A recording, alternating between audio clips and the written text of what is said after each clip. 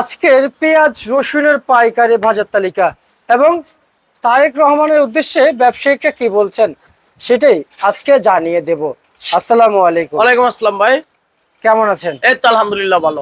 ভাইজান, সবার আগে কৃষক নিজেই বলেছেন, সরকার ক্ষমতা আসার আগে বলেছেন কৃষকদের দিকে তাকাবেন, কিন্তু আপনি ইনশাআল্লাহ বিএনপি সরকার কৃষকের পক্ষে তাকাবে এবং থাকবে। কৃষক বাঁচলে দেশ বাঁচবে, দেশ বাঁচলে বিএনপিও বাঁচবে ইনশাআল্লাহ। আচ্ছা আচ্ছা আচ্ছা আচ্ছা আচ্ছা, যে দেশ না বাঁচলে বিএনপিও বাঁচবে না। হ্যাঁ, আচ্ছা, কিন্তু কৃষক তো দেশের মূল। কৃষক দেশের মূল। কৃষক তো উৎপাদন না করলে তারেক রহমানই খাইব কোনটা? সুন্দর মালটা কিভাবে খাইব? সুন্দর চকচকা পিওর কৃষকই তো ফলাইবো। আবার আমিও খামো, সব সাধারণ পাবলিকও খাবে, কিন্তু সুন্দর ফ্রেশ মাল কৃষকের মুখে হাসি একমাত্র তারেক রহমানই আনতে পারবে ইনশাল্লাহ। আচ্ছা আচ্ছা, বিগত সরকারের আমলে আমরা আমরা শুনেছি, কিন্তু আমি জানি না, আমরা শুনেছি মানে আমি শুনেছি, জানি না, মুরব্বীদের কাছ থেকে খালেদা জিয়া সরকার থাকাকালীন শুনলাম যে কৃষকদের দিকে অনেক কৃষকের প্রতি অনেক টান, অনেক মায়া মহব্বত, অনেক ভালোবাসা, অনেক আন্তরিকতা। বিএনপি সরকার আসলে কৃষকের প্রতি খুব আগ্রহ থাকে। কৃষক বাঁচলে দেশ বাঁচবে। খুব কৃষকের প্রতি বিএনপি সরকার সব সময় কৃষকের প্রতি আগ্রহ থাকবে। কৃষক জানি বাঁচে সেই চেষ্টাটাই করবে। বাণিজ্য মন্ত্রীকেও বলি, আপনি স্যার কৃষকের প্রতি একটু খেয়াল রাখেন যে বাংলাদেশের কৃষক আমার এটা এই এই আমদানিটা করলে বাংলাদেশের কৃষক ঠকবে না জিতবে? হার জিত, এই হার জিতের মধ্যে যে আমদানি করলে যদি কৃষক বাংলাদেশের কৃষক ঠকে তাহলে এটা আমদানি আমি করব না, আর যদি জিতে তাহলে এটা আমদানি আমি করব। আচ্ছা আচ্ছা আচ্ছা আচ্ছা, নাদিম ভাই, এই যে যে আপনি যে কথাগুলো বললেন, যদি আসলে যদি কৃষকদের সাহায্য সহযোগিতা করে, অবশ্যই। আপনার দেখেন, আপনার আলুর কেজি হলো 6 টাকা কেজি, কৃষক কয় টাকা পায়? 3 টাকাও পায় না, 3 টাকাও পায় না, 3 টাকা খরচ আছে। এদিকে এক্সপোর্টের মানে আলুর কেজি, নতুন আলুর কেজি বর্তমান বাজারে 6 টাকা থেকে 9 টাকা কেজি। আর পেঁয়াজের বাজার হলো আপনার 25 টাকা থেকে 35 টাকা কেজি। ঠিক আছে, আলুটা সরকার চায় রোজার মাসে সবকিছু একটু দ্রব্যমূল্যটার বাজারটা কম থাক, কিন্তু সহানুভূতি থাক, আচ্ছা, যে মানুষ জানি কৃষকও জানি বাঁচে। আচ্ছা, একবারে আচ্ছা। কম কম কম, একবারে বেশি বেশি বেশি, এটা আমি চাই না। আচ্ছা ভাইজান, আলুর কৃষকদেরকে যদি একটু একটু ভালো মুনাফা পাইয়ে দেওয়ার জন্য কি আলু এক্সপোর্ট করার প্রয়োজন? না, আলু যদি এক্সপোর্ট করে, আলুটা তো এক্সপোর্ট বর্তমানে তো অন্য দেশে যায় না।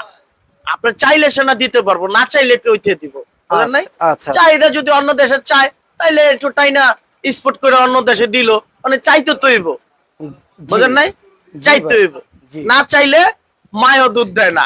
আচ্ছা আচ্ছা আচ্ছা, কিন্তু আমি আপনার কাছ থেকে জানতে চাই, তাহলে আমাদের দেশে বিগত 1.5 বছর ধরে আপনারা দেখতে পাচ্ছেন যে আলুর বাজার খুবই বিপাকে, মানে বাজার একেবারে কম, আলু প্রচুর আমদানি হয়েছে, প্রচুর পরিমাণে আলু আবাদ হয়েছে, এর জন্য আলুর বাজারটা খুবই খারাপ। কিন্তু আলুর বাজারটা উঠে আবার নাইমা জায়গা। আচ্ছা, এটা তো মনে করেন কৃষকের তো আর আলুটা এখন গোলার আলু না যে রাইখা দিব, নতুন আলু বিক্রি করতে হবে। নতুন পেঁয়াজ যেমন বিক্রি করছে, এই যে হালি পেঁয়াজটা আসলে মাঝে মাঝে বাজারটা নিয়ন্ত্রণ থাকবে। পেঁয়াজের আমদানিটা ভারত থেকে মনে হয় আপনার প্রয়োজন হইলে জানি বাণিজ্য মন্ত্রী জানি করে, প্রয়োজন না হলে জানি না করে, আমদানিটা না করে। প্রয়োজন হলে করেন স্যার, সমস্যা নাই। আচ্ছা আচ্ছা, সমস্যা নাই। আপনার দেশে কৃষক বাঁচলে দেশ বাঁচবে। কৃষক আপনার উৎপাদন করে দিয়ে পারতেছে না, আপনি বাইরে থেকে আনেন, কোনো সমস্যা নাই। সুসম্পর্ক বজায় রাখেন, মানুষের গরিব মানুষের পেটে লাথি দিয়েন না। কিন্তু এখন তো আমাদের কৃষকরা তো ফলাইতে পারতেছে, তাহলে কেন পেঁয়াজ আনবো না? এখন তো বলে নাই আনবে, ওনারা নতুন আসছে, মানে একটু বললাম এই কারণেই। পেঁয়াজের বাজার প্রচুর, পেঁয়াজ হালি পেঁয়াজও প্রচুর হয়েছে। শ্যামবাজার আমরা ব্যবসা করি, জানি, কিছুটা হলো জানি, কিছুটা হলো বুঝি, কিন্তু বেশি বুঝাও ভালো না, বেশি জানাও ভালো না। আচ্ছা কারণ যখনই প্রয়োজন হবে তখন আনবে বিএনপি সরকার ইনশাল্লাহ, আচ্ছা, প্রয়োজন না হলে আনবে না। আচ্ছা নাদিম ভাই, শ্যামবাজারে যে পেঁয়াজ আমদানি হয়েছে, আপনারা অবশ্যই জানেন যে কি পরিমাণ শ্যামবাজারে পেঁয়াজ আমদানি হয়েছে। হ্যাঁ, প্রচুর আমদানি হয়েছে, আমদানি হওয়ার কারণে পেঁয়াজের বাজারটা কমে গেছে। আচ্ছা, যখনই মানে বাজারটা ফুললি ভালো থাকে, আমি যে আমার পাইকার, এই যে আমার পাইকার, এই পাইকার যে বলুম যে ভাই আপনি এই দামে নেন কে, কয় ভাই আমরাও তো বেশ বিক্রি করতে পারি না, এখন প্রচুর খাইছে পেঁয়াজ, ভরপুর বিপুল খাওয়া খাইছে। এখন পেঁয়াজ এখন আবার খুচরা মার্কেটে 50 টাকা, 45 টাকা, 40 টাকা এরকম ভাবে বিক্রি করতেছে। আর বরঞ্চ রমজানের আগে এখান থেকে 54 টাকা, 53 টাকা, 50 টাকা কিনা নিছে, ওই পেঁয়াজ কিনা নিয়ে ধরা খাইছে। এখন আবার ওই ধরা আবার কৃষক খাইছে, কৃষক আবার এখন আবার এই কথা আছে যে না আর মাল আনবো না, এই মাল আর এইভাবে বিক্রি করুন না। আমি বলছিলাম যে আস্তে ধীরে উঠান, হুরস্তালি করেন না, বেশি বেশি মরেন না। ওই মরা কৃষক আমারও মেরাত হয়ে গেছে, আমারও 500 বস্তা পেয়েছিল, 500 বস্তা পেয়েছিল, কিনছি কিনা আটকে গেছি গা। আমার প্রতিদিন 1-150 বস্তা 200 বস্তা পেঁয়াজ বিক্রি হয়, ওই জায়গায় আটকে গেছি গা, এখন আর বেচতে পারি না। আবারও লস করলাম কার? আচ্ছা, নিজের করলাম ক্ষতির, টাকা লস করলাম বাপের। হ্যাঁ। আচ্ছা, এবার বলেন বাজারে আজকে যে ন্যায্য দাম, আমার এখানে ন্যায্য বাজার করেন, সবসময় ন্যায্য।